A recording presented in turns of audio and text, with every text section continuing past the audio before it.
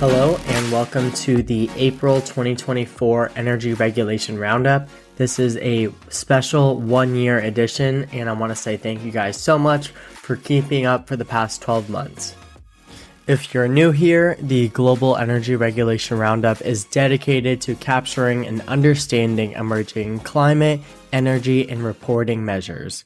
Currently, as you may know, international governments are increasingly establishing stricter policies on emissions reporting, trade, and energy.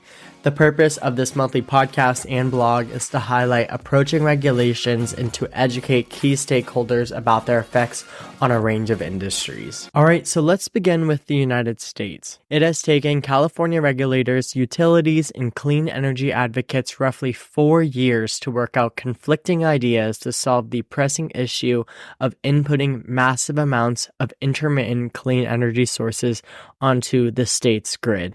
And yes, we're talking about renewable energy. The commission approved new interconnection rules that will ease the concerns of utility operations about adding solar and solar plus battery systems onto the grid. These new rules will allow distributed energy resources to be designed in a fashion that aligns with the dynamic needs of a grid. Approved by the CPUC, which is the California Public Utilities Commission, the limited generation profile option is a complex set of regulations that determine how solar and solar battery systems interact with lower voltage grids operated by California CPUC regulated utilities.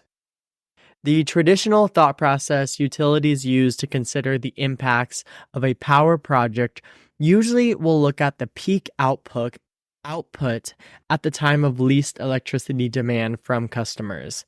This strategy is how most of all of the U.S. utilities calculate the risk of new generation connecting to the grid. The CPUC's new policy takes a different approach and will allow solar and battery projects to modulate how much power they can send to the grid with the assistance of solar inverters, which can reduce power output. Limited generation profile projects would be able to use these capabilities to alter their grid injections during different periods of the day based on a set of schedules that they can choose from.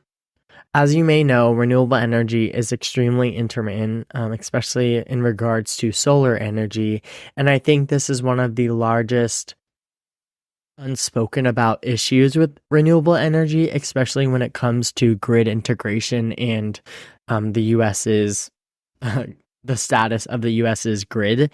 And so I hope that these new rules and technologies to modulate the power output by these renewable projects can be replicated across the country. I would say, personal opinion, the state of California is very progressive and leaps and bounds ahead of many other states in terms of renewable energy. So hopefully we can see some other states down the line replicating a similar policy that works for their state's grid. Additionally, the Environmental Protection Agency announced 4 rules that target reducing pollution from fossil-fueled power plants, including coal and natural gas. In addition, limiting carbon pollution, the rules will further mercury releases, coal ash, and the use of water to wash away any contaminants. To target coal plants, the rule is a multi-tier and broken down into 3 categories. Any plant that will cease operations before the year 2032 will get an exemption, which is pretty interesting. Those that will shut down prior to 2039 will have to meet less stringent requirements, equivalent to replacing 40% of their fuel with natural gas. Anything operating past 2039 will have to eliminate 90% of its carbon emissions. Natural gas plants will face similar tiers of stringency, but this time based on how often they are in use. Plants that operate at less than 20% of their capacity, such as those that simply fill in during periods of low renewable energy production, can meet regulations simply by adopting low emissions fuel. Those that run between 20 and 40% of the time have to meet a operational efficiency standard, while anything that's operational over 40% of the time will have to eliminate 90% of its emissions. Additionally, these rules were strengthening the restrictions on the release of mercury and the use of water in coal operations. I think it's actually really refreshing to hear something coming out from the EPA specifically targeting fossil fueled power production. I think what we hear a lot, especially in the federal government space, is a lot of energy generation and renewable energy generation and investment in infrastructure for this. But we don't hear too much about federal laws restricting power production, especially within the fossil fuel space. So I believe this is effective, and I'm looking forward to seeing these laws being instated. And I hope to see more of these laws, maybe at a state level or just more RPSs overall. All right, so let's move on to the European Union. The Corporate Sustainability Due Diligence Directive moved one step closer to being signed into law after the EU Parliament approved the legislation on April 24th. This is different than last month, where the EU Council approved the CSDDD. So it looks like the CSDDD is about 2 steps closer to being signed. It's expected that in mid-May, the final approval will happen, and it will then go into a 2-year process of being implemented in all of the EU member states. Additionally, the EU Parliament gave consent for the EU to exit the Energy Charter Treaty, an international agreement that protects energy investments. The 1998 Energy Charter Treaty allows energy companies to sue governments over policies that damage their investments. The European Union wants to leave the treaty as it feels that it creates an obstacle to fighting climate change and the energy transition. The final decision to exit the treaty is expected to come in May. If successful, this would have the treaty's current 50 signatories.